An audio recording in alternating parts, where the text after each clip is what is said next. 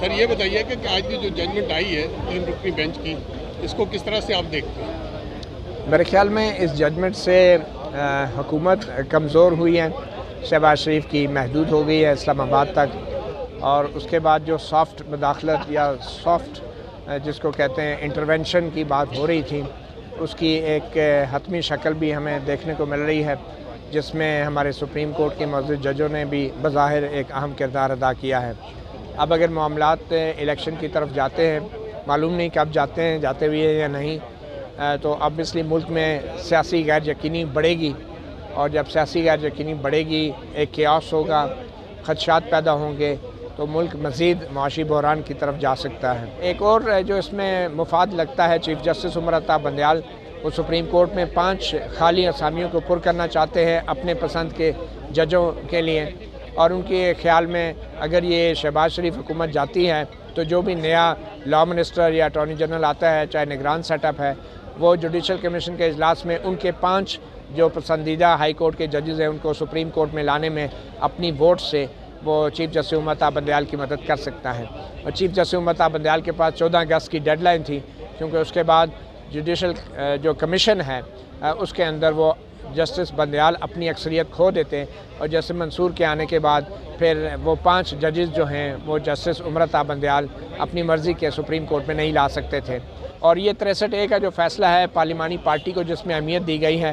یہ پارلیمانی پارٹی کو اہمیت دینا بھی اس سازش کا حصہ ہے جس کے تحت ملک کی جو بڑی سیاسی جماعتیں ہیں ان کو پارلیمانی پارٹیوں کے چند منتخب MPs اور MNAs کے ہاتھوں یرغمال بنا دیا جائے اور ان کو اب پارلیمانی پارٹیوں کے ذریعے کنٹرول کیا جائے۔ حالانکہ جو سپریم کورٹ کا اپنا فیصلہ آرٹیکل 17 کا بنیادی حقوق کا، اس میں کہا گیا تھا کہ جو سیاسی جماعتوں کا حکمرانی کا حق ہے عوام سے مینڈیٹ لینے کے بعد، اس کی وجہ یہ ہے کہ سیاسی جماعتیں جو ہیں ان کو مضبوط کرنا ضروری ہے، اور وہ حق سیاسی جماعتوں کا ہوتا ہے نہ کہ کسی نام نہاد پارلیمانی پارٹی کا۔ مگر آج سپریم کورٹ کے معزز ججوں نے اس فیصلے سے اپنی بھی کوتاہی اور نااہلی پر پردہ ڈالنے کی کوشش کی ہے۔ نہ تو انہوں نے نظر ثانی کی ان درخواستوں کو ابھی تک سماعت کے لیے مقرر کیا ہے جس میں 63A کی ان کے مختصر حکم کو چیلنج کیا گیا تھا، جس میں ووٹ شمار نہ کرنے کی بات کی گئی تھی منحرف اراکین کی، نہ ہی انہوں نے انہی 3 معزز ججوں نے ابھی تک تفصیلی فیصلہ بھی انہوں نے ہی لکھنا تھا 63A کا، وہ تفصیلی فیصلہ بھی نہیں جاری کیا، وہ وجوہات بھی نہیں جاری کی کہ آپ نے کس بنیاد پہ منحرف اراکین پارٹی کے ووٹوں کو شمار نہ کرنے کا مختصر حکم جاری کیا، اور اس کے علاوہ فل کورٹ کو بھی انہوں نے رد کیا۔ مطیع جان صاحب، موجودہ صورتحال میں کیا لگتا ہے جس طریقے سے اس وقت پاکستان تحریک انصاف